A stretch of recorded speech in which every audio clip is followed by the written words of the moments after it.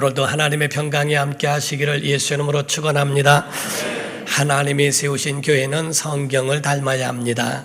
성경은 예수님을 닮도록 안내해 주는 그 안내서와 같은 것이 바로 성경입니다. 대부분의 사람들이 교회를 향해서 교회는 이렇게 해야 된다, 저렇게 해야 된다, 세상에서 그렇게 교회에 대한 요구가 있지만은 그 말도 무시할 수는 없으나 우리가 우선순위와 먼저 해야 할 것은 교회는 사람에 의해서 만들어진 게 아니고 하나님이 디자인하셨다 하는 겁니다. 하나님이 꿈을 갖고 계시고 하나님이 원하시고 하나님이 가지신 그 꿈과 그 뜻을 이루는 것이 교회이기 때문에 먼저 하나님 앞에서의 그 면전에서의 그 모든 자기 자신을 바라보는 것이 중요하고, 그리고 그 후에 사람들의 가지고 있는 모습도 하나님의 말씀에 준해서 그것을 기록하고 또 그것대로 행하고 하는 그 모든 것들을 우리에게 증거하고 알려주고 있다는 사실입니다. 그러므로서 사람이 무엇이란 말하든 간에 잘못되면은 사람이 원하는 교회로 만들어가는 경우도 있어요. 사람이 옳다 할 때에 하나님은 어떻게 보실까? 사람이 다 옳다 할지라도 하나님이 아니라 하실 수 있는 것도 있고요.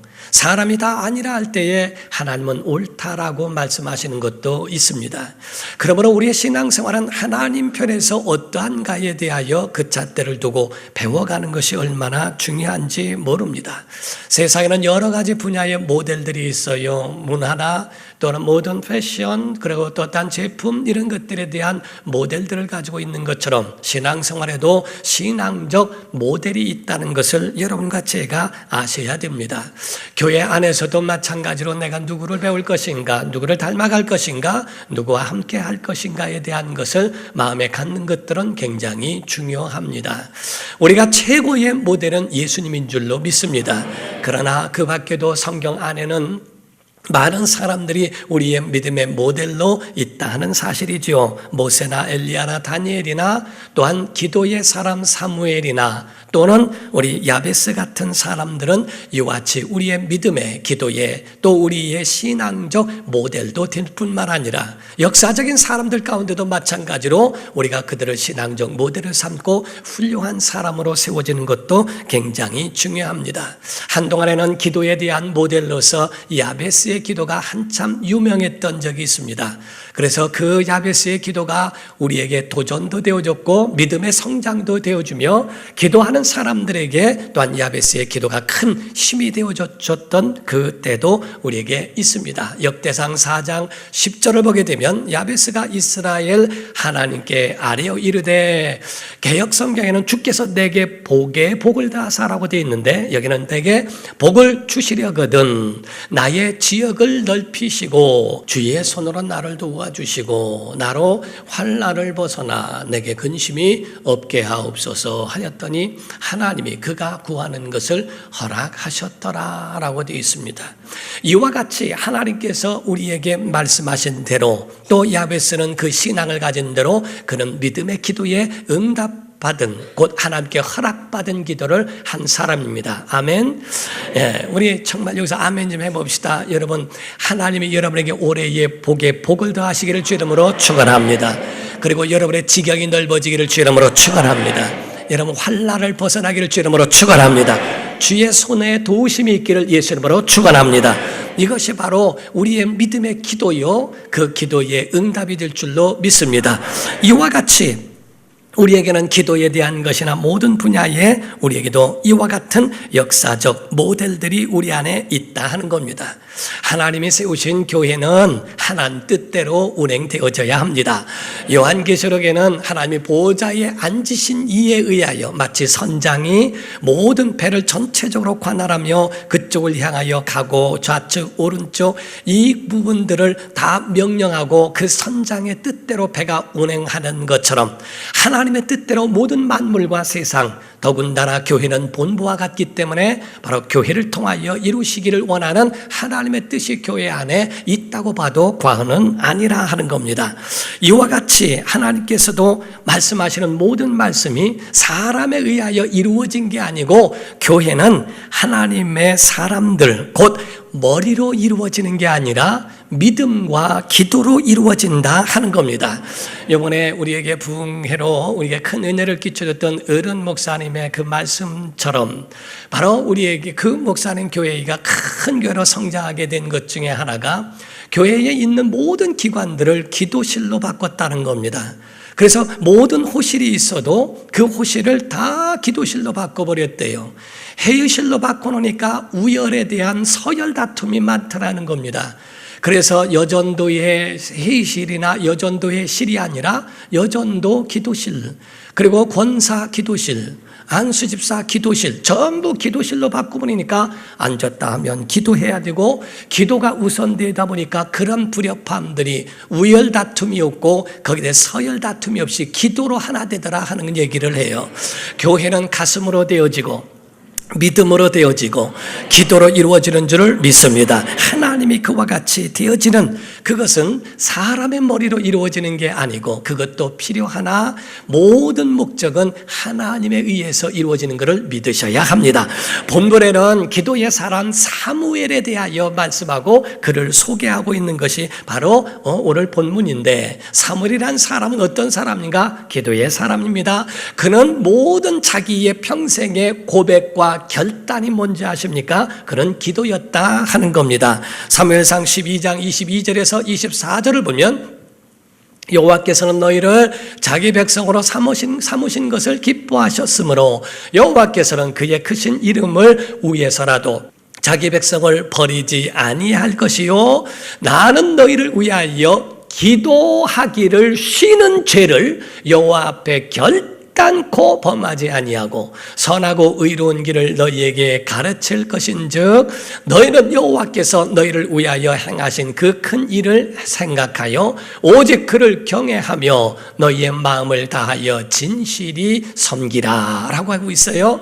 곧 쉬지 말고 기도하라 라고 하는 하나님 말씀처럼 쉬지 말고 기도하라, 곧 내가 기도하기를 쉬는 죄를 내가 결단코 범하지 않겠다, 그럼 일평생 기도하겠다고 하는 자기의 결단이 그 속에 있었고 그의 고백이었다 하는 겁니다. 이 사무엘이 있었던 시대는 어떤지 아십니까? 사사시대의 끝물이었습니다. 사사시대의 마지막을 보고 있는 사람이 이 사무엘이었거든요. 그 배경이 어떠한가? 아주 어두웠다 하는 겁니다. 여러분이 알아야 되는 알고 있는 그 말씀 가운데는 이 사사기 사이클이라고 하는 말을 합니다. 우리가 보면은 하나님이 평화를 주셨어요. 평화를 주셨는데 너무 좋고 너무 편하다 보니까 타락을 합니다. 타락을 하니까 그 가운데에 하나님의 진노가 옵니다. 진노가 오니까 그 진노에 의하여 하나님을 깨닫게 되고 회개를 합니다. 하나님 사사를 보내서 그를 구원하시고 평화를 주십니다. 평화를 얻고 나니까 또 편안하고 하니까 그 다음에 또 타락을 하게 됩니다. 마치 우리가 이 나사를 조이다 보면은 딱 끝까지 조여졌으면 끝내야 되는데 그거를 더 조이고 더 조이고 더 조이다 보면은 나사가 완전히 망가지는 경우가 있죠. 우리에게 있어서 하나님은 우리에게 상한선이 있고 하한선이라는 게 있어요. 그런데도 불구하고 그 이상 더 좋은 행복을 넘어 쾌락을 넘어 자기에 있는 그런 그 이상을 계속적으로 가다 보니까 결국에는 타락까지 가는 겁니다. 하나님은 섬기고 하나님만 섬기고 하나님께만 예배하고 경배해야 할 인간이 하나님으로 만족하지 못하고 더 자기를 위한 수신을 만들고 자기를 위한 그런 우상 숭배했던 것들이 전부 타락이요, 이것들이 하나님의 진노를 사게 됐다 하는 거죠. 이런 사이클이 계속적으로 있는 것이 이게 사사기 사이클입니다. 오늘날 대부분의 사람들은 형통하면 하나님 버리기도 하고 하나님을 잊어버리기도 하죠. 그래서 성경에 보면 계속 하나님의 목전에서 악을 행하여 여호와의 목전에서 악을 행하니 라는 말씀이 계속 연속적으로 나오는 것을 봅니다. 그 중에 아주 우리가 볼 수 있는 것 중에 하나가 사사기 3장 7절에서 11절인데 이스라엘 자손이 여호와의 목전에 악을 행하여 라고 되어 있죠. 먼저 이제 악을 행하여 타락을 합니다. 이스라엘가 자기들의 하나님 여호와를 잊어버리고 바알과, 이건 음란신이에요. 바알신은 음란신이고 아세라는 바알과 짝이 되어져 있는 여신입니다. 아세라들을 섬긴지라. 여호와께서 이스라엘에게 이제 진노하셨죠. 진노하사 그들을 메소포타미아 왕 구산 리사다임의 손에 파셨으므로 이스라엘 자손이 구산 리사다임을 8년 동안 섬겼더니 이스라엘 자손이 여호와께 부르짖음에 여호와께서 이스라엘 자손을 위하여 한 구원자 사사죠 세워 그들을 구원하게 하시니 그는 곧 갈렙의 아우 그나스의 아들 온니엘이라. 여호와의 영이 성령께서 그에게 강력하게 역사하시죠. 임하셨으므로 그가 이스라엘의 사사가 되어 나가서 싸울 때에 여호와께서 메소포타미아 왕 구산 리사다임을 그의 손에 넘겨주시매 온니엘의 손이 구산 리사다임을 이기니라. 그 땅이 평온한 지 40년에 그나스의 아들 온니엘이 죽었더라. 그가 죽고 난 다음에 또 타락이 일어납니다. 가정에 어른이 죽으면, 어른이 없으면 방자의 행해요. 바로 하나님의 사람에 의하여 그들을 지배하고 다스린다. 지배한다는 말은 아주 그들을 군림한다는 것이 아니라 그들을 잘 인도한다는 의미를 가지고 있는데, 그렇게 하는 사사가 있을 동안엔 평안합니다. 그가 죽고 나면은 또 여호와의 목전에 악을 행하는 이야기들이 나오게 되고 진노가 있고 그 다음에 부르짖고 난 다음에 또 하나님의 구원자를 보내시는 그런 사이클들이 그 안에 있었다는 거죠. 이것이 사사기가 약 250년에서 300년 동안에 지속되며 계속적으로 사이클이 흘러가는 것을 보게 됐다 하는 겁니다. 그때 오죽하면은 미가라고 하는 사람은 어떤 타락까지 있냐면요, 미가라는 사람은 제사장을 고용을 합니다. 돈을 주고 제사장을 고용해서 나를 위하여 제사를 지내고 나를 위하여 축복을 하고 자기만 위해서 축복을 하라고 하는 그런 개인, 마치 목사를 내가 돈 줄 테니까 우리 집에서 다른 거 하지 말고 우리 집만 위해서 축복하고 기도하라고 하는 고용된 목사 같은 제사장을 이야기하는 거예요. 그런 사람도 뒀다는 거죠. 사사기 17장 6절에서 13절을 보게 되면 그때는 이스라엘에 왕이 없었으므로 사람마다 자기 소견에 옳은 대로 행하였더라. 유다 가족에 속한 유다 베들레헴에 한 청년이 있었으니 그는 레위인으로서 제사장이죠. 거기서 거류하였더라. 그 사람이 거주할 곳을 찾고자 하여 그 성읍 유다 베들레헴을 떠나가다가 에브라임 산지로 가서 미가의 집에 이르매 미가가 그에게 묻되 너는 어디서부터 오느냐 하니 그가 이르되 나는 유다 베들레헴의 레위인으로서 거주할 곳을 찾으러 가노라 하는지라. 미가가 그에게 이르되 네가 나와 함께 거주하며 나를 위하여 아버지와 제사장이 되라. 내가 해마다 은 10과 의복 1벌과 먹을 것을 주리라 하므로 그 레위인이 들어갔더라. 그 레위인이 그 사람과 함께 거주하기를 만족하게, 먹고 사는 거에 지장이 없으니까 만족하게 생각해요. 이는 그 청년이 미가의 아들 중 하나같이 됩니다. 아들같이 보살핌을 받고 다 해줬습니다. 미가가 그 레위인을 거룩하게 구별하며 그 청년이 미가의 제사장이 되어 그 집에 있었더라. 이에 미가가 이르되 레위인이 내 제사장이 되었으니 이제 여호와께서 내게 복 주실 줄을 아노라 하니라. 이래 하는 만큼 제사장을 고용해서 그를 자기의 축복을 하는 사람으로 쓰리 만큼 이런 타락의 시대가 있었을 때가 바로 사사시대라는 겁니다. 어떤 레위인은 첩을 얻고요, 그 첩에 대하여 또 나중에는 음행을 하고요, 나중에는 그 첩이 윤간을 당하고 납니다. 그러니까 나중에는 화가 나니까 그 시체를 12조각을 내가지고 12지파에다가 보내면서 내가 이와 같이 당했은즉 싸움을 일으켜서 큰 싸움으로 불거지게 만들어놓는 그런 일도 레위인이 그것을 하게 된 시작점으로 만들어놓는 아주 타락한 시대였다 하는 겁니다. 보는 것과 생각하는 건 이 모두가 다 죄뿐이에요. 이런 곳에서 정말 과연 살 수 있을까? 라고 하는 그럴 정도로 아주 그런 좋지 못한 세상이 바로 사사시대였다라고 이야기도 합니다. 사무엘은 이런 좋지 못한 배경 속에서 태어났고 자라면서 성막에서 컸다 하는 겁니다. 오죽하면 그런 타락이 교회까지 성막까지 두르게 된 것을 보게 되죠. 엘리 제사장이라고 해서 사무엘을 키워준 제사장임에도 불구하고 그 아들 홈리와 비느하스라고 하는 아들들은 제사를 아주 경멸히 여겨버리는, 멸시하고 예배를 멸시함으로 인하여 저주를 받는 자가 돼버리고 맙니다. 여러분과 저는 아셔야 될 것은 세상이 다 이런데, 저는 심리학자에게 이야기를 들었어요. 상담을 하는 상담학자에게서 이야기를 들었는데, 한국에 대하여 이와 같이, 죄송합니다만은 이혼율이 자꾸 올라가고 있는 이유 중에 하나가 바로 문화적으로 사람들이 그렇게 만들어가고 있는 것에 대하여 아주 분개하는 얘기를 들었습니다. 사실 옛날에는 이와 같이 되지 않고 남들이 다 참고 사는데 왜 내가 참지 못할까라고 하는 것으로, 그래도 참고 살면서 자녀들로 인하여 그 가운데 많이 정말 내가 참기를 잘했다, 내가 이런 자녀들과 함께 있고 이러한 건강한 가정을 이루기까지 참고 인내했다고 하는 것이 옛말이게 되었다는 거지요. 그 통계청에서 말하고 있는 그것을 너무 부풀리고 과장되게 처음부터 말함으로 인해서 남들이 하는 걸 왜 나는 못할까? 남들이 하는 건 내 행복을 위해서라면 남들이 하는 건 나도 할 수 있다고 하는 담력을 심어주게 된 것이 오늘날 이와 같이처럼 부추기는 꼴이 됐다고 하는 이야기를 하는 그 말을 들었습니다. 사실상 처음에는 그렇게까지 되지 않았었다는 거예요. 그런데 남들이 가지고 있는 그러한 모든 타락, 나도 할 수 있다라고 하는 그 마음을 갖게 해서는 안 된다는 거죠. 우리가 옷이 깨끗할 때는요, 그럴 때는 안 버리려고 조심합니다. 그러나 옷이 한번 더러워지면은 에이, 기왕 버려진 거, 그리고 더러운 곳에서 일하는 것을 쉽게 한다는 거죠. 자기의 행실이 하나님 앞에 거룩하려고 노력할 때는 자기 자신을 지킬 수 있다는 거예요. 그러나 환경과 그런 것들에 대하여 너무 많은 접하는 그 가운데에 자기 자신의 행실도 더러워질 수 있게 된다는 것을 이야기합니다.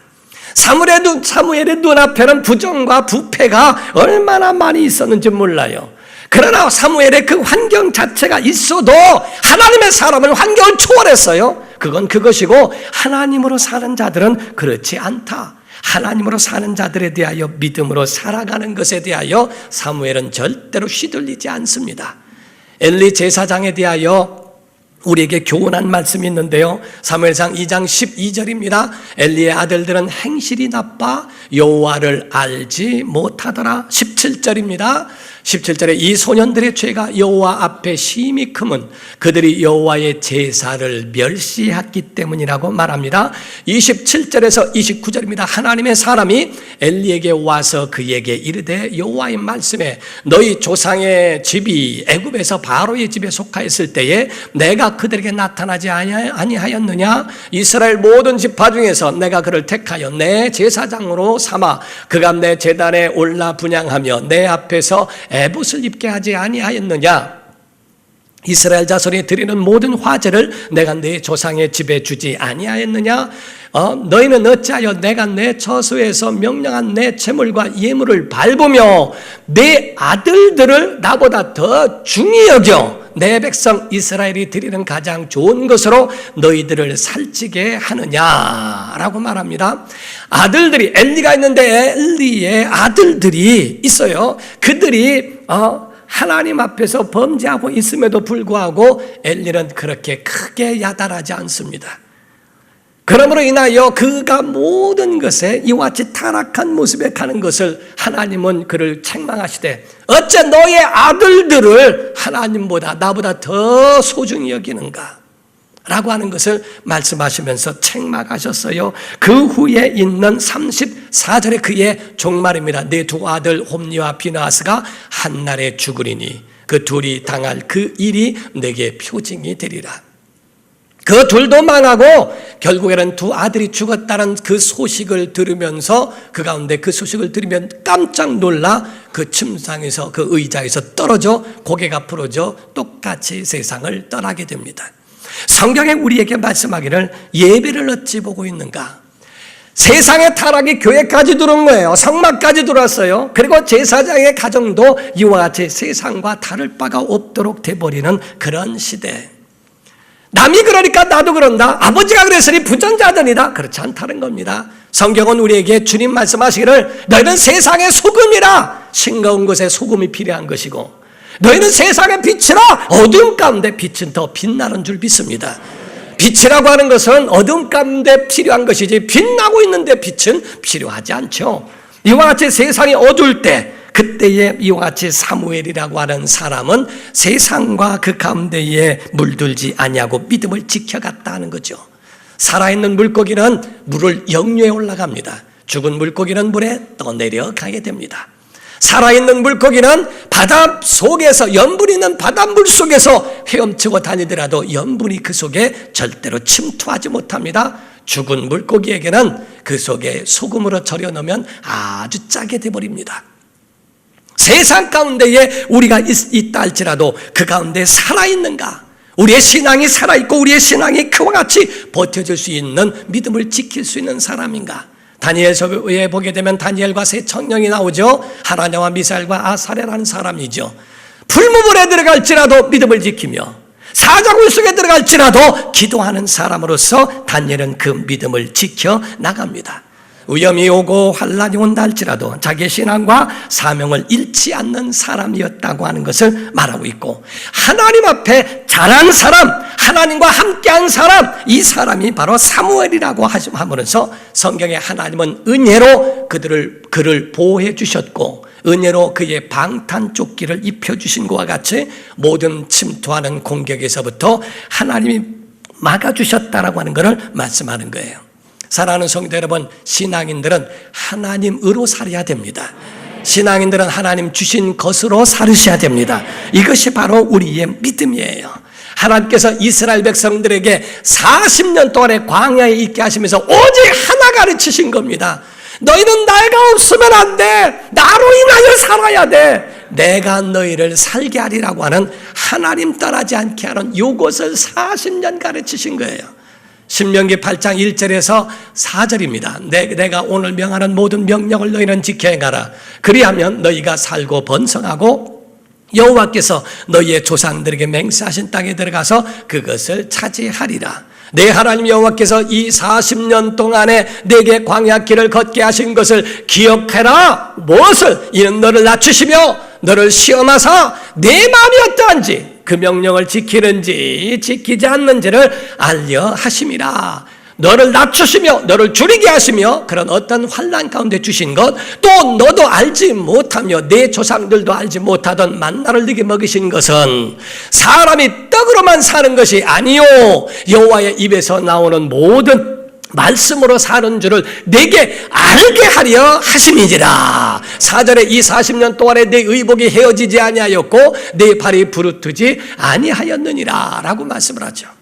이와 같이 하나님께서 다른 가림이라. 너는 내 말을 지켜 행하라. 그리하면 내가 너희를 지켜줄 것이다.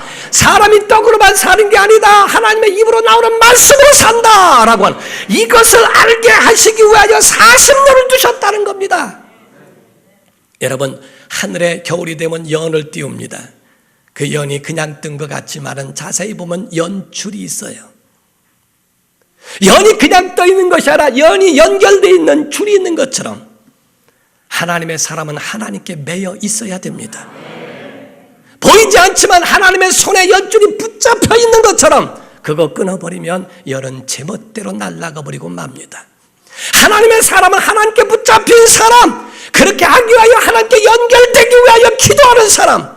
흑인이요, 어떤 어린아이가 흑인인데 가스 풍선을 이렇게 놓고 파는 사람한테 가서 가만히 쳐다보고 있더래요.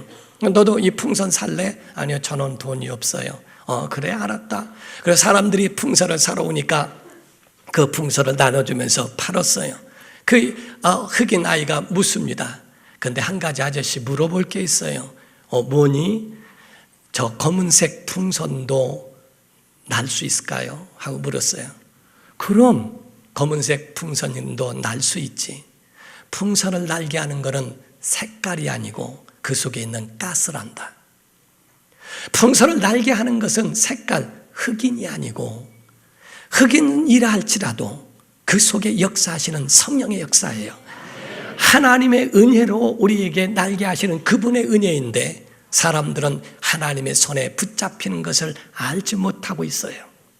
사랑하는 성도 여러분, 성경에 우리에게 말씀하는 건 다른 게 아닙니다. 우리는 사는 자들이지만 살리시는 이가 있어야 한다는 거예요.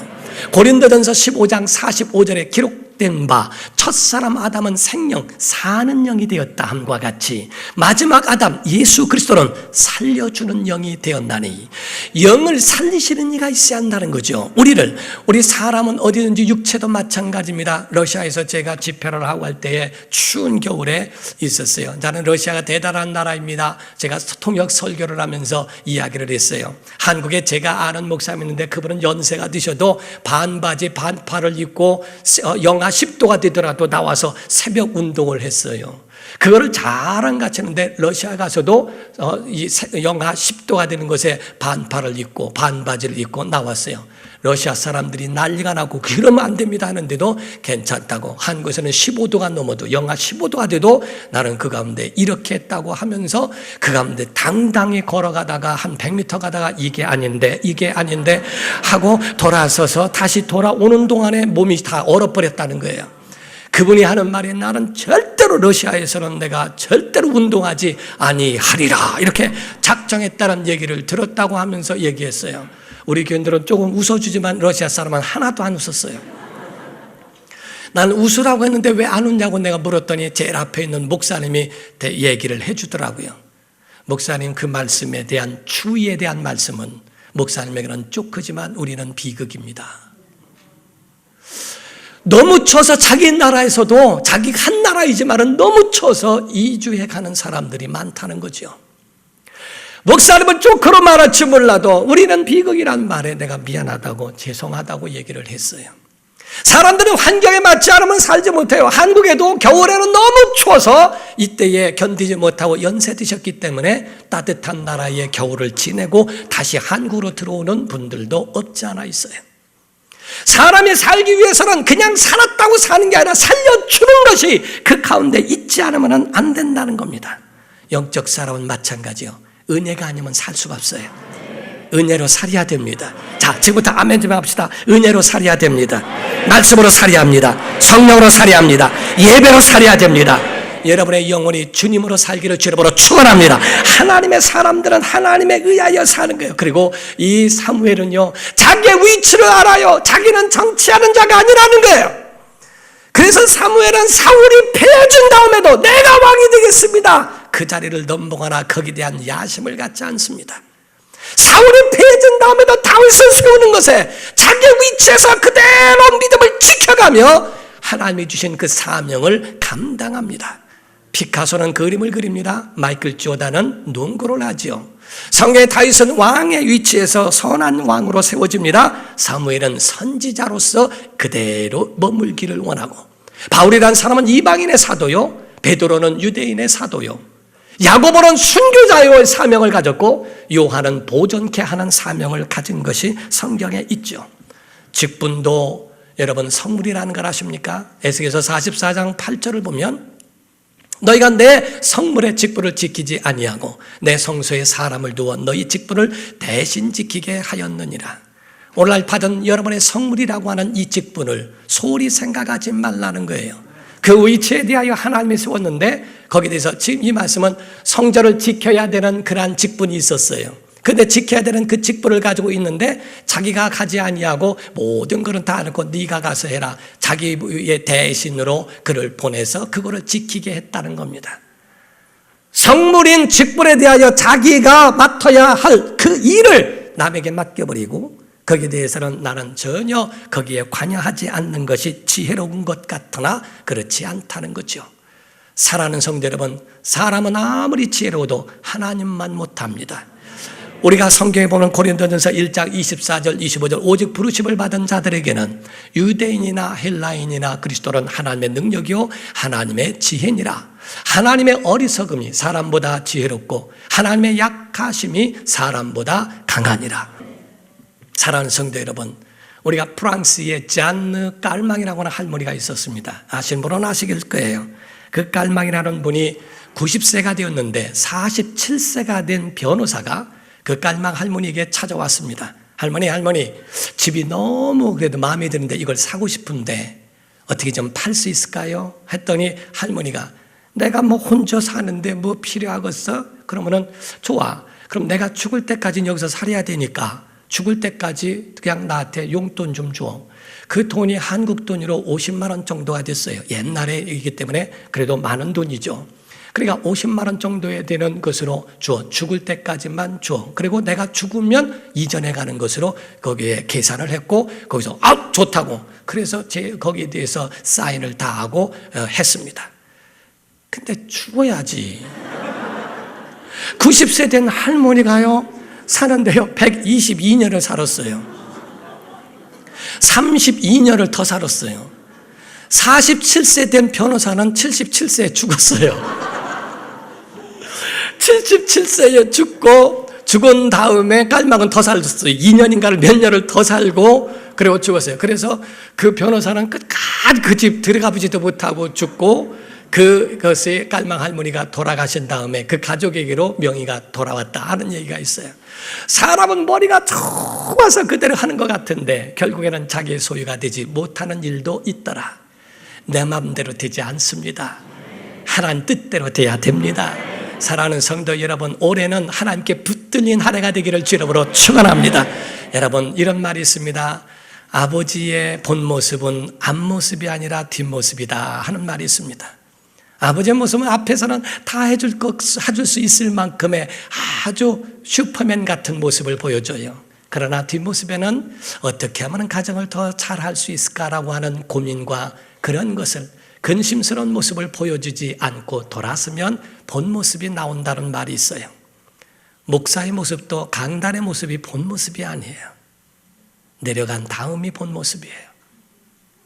성도는 예배하는 모습이 본 모습이 아니고 내려간 다음의 모습이 본 모습이 될 수도 있습니다. 어떤 연예인이 사진 찍는다니까 크크 이러면 사진 다 찍어요. 돌아선 다음에 피곤해 죽겠는데 그냥 하면서 팍 하는 것이 카메라에 찍혀요. 과연 어떤 게 그의 본 모습일까? 하나님의 사람은 믿음과 그의 삶이 같아야 한다는 겁니다. 우리가 가지고 있는 믿음의 사람이라면 시작과 끝도 끝까지 사무엘은요 그의 본 모습이 기도하는 모습이었어요. 제가 참 힘들고 어려웠던 시절이 있었고 우리 목회에서 그런 적이 있었다고는 저 개인적으로 그런 적이 있었죠.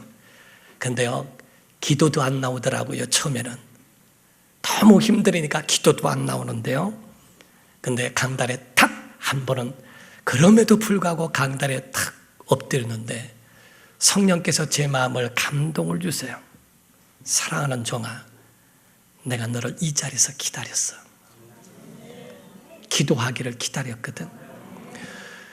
얼마나 울었는지 몰라요. 하나님이 부르시는 부르심은 우린 끝까지 우리의 삶이 예배의 자리에만 있는 모습, 화려한 모습이 본 모습이다. 그렇지 않습니다. 내려간 다음의 모습이 그게 본 모습이에요. 하나님 앞에서 우리는 서 있는 면전에서 사는 사람들, 우리 올해는 정말 하나님 앞에 참된 모습으로 보여지기를 예수 이름으로 축원합니다. 사무엘의 일평생이 믿음이었던 것처럼 우리에게도 기도하는 모습의 사람 되기를 예수 이름으로 축원합니다.